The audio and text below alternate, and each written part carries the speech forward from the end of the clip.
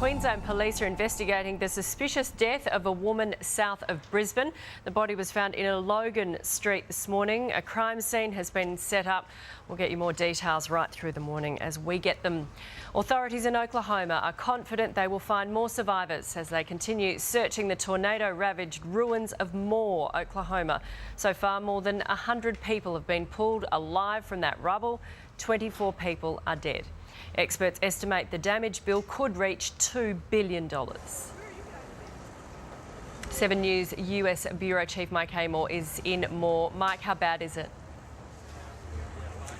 Nat, you can see behind me what's left of the local medical centre, which has been completely destroyed. And while that death toll has been revised down today, authorities here are confident that more survivors will be found in the wreckage, but sadly, along with them, more victims.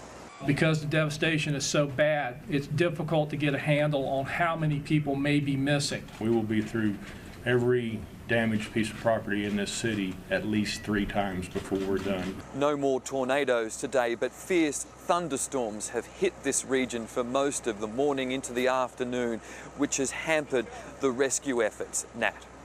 Back home now, and federal MP Craig Thomson is back in court this morning, charged with misusing union funds. Sunrise correspondent Nick Etchells joins me now from Melbourne. Nick, what will happen today in court?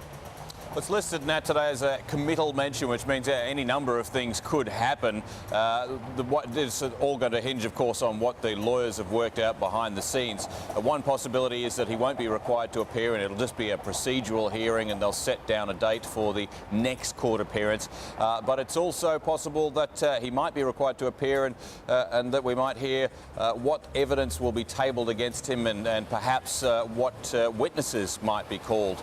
At any rate, Craig Thomson has said all along that he's looking forward to the chance to clear his name. Last time he was in court, he brought his wife along and appeared very, very calm.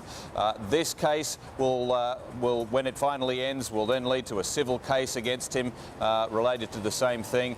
So it's likely that these court hearings will go on well past the next election, where he plans to sit as an independent. Nat? OK, thanks very much, Nick. One of the country's biggest unions is pushing for more visa controls over fears Australian workers are missing out on jobs given to cheaper foreign employees. The construction union wants Australian workers to have a legislated right of appeal. The proposal would also require employers to notify all unsuccessful local job applicants, detailing why they weren't hired. It follows claims some industries are rorting the 457 temporary visa scheme by hiring overseas workers on a lower wage. A 5-year-old boy critically injured at his school fete on Sunday is showing promising signs of recovery. Patrick O'Sullivan suffered serious head injuries when he was thrown 10 metres from a fast-spinning ride in Highfields near Toowoomba.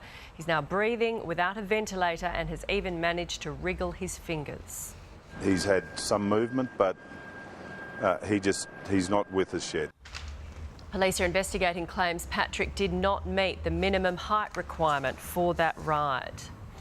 Babies who share a bed with their parents are 5 times more likely to die from SIDS, according to new research.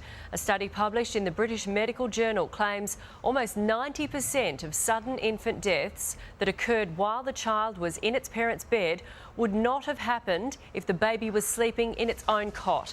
Currently, only parents who drink, smoke or use drugs are advised to avoid sleeping with their baby.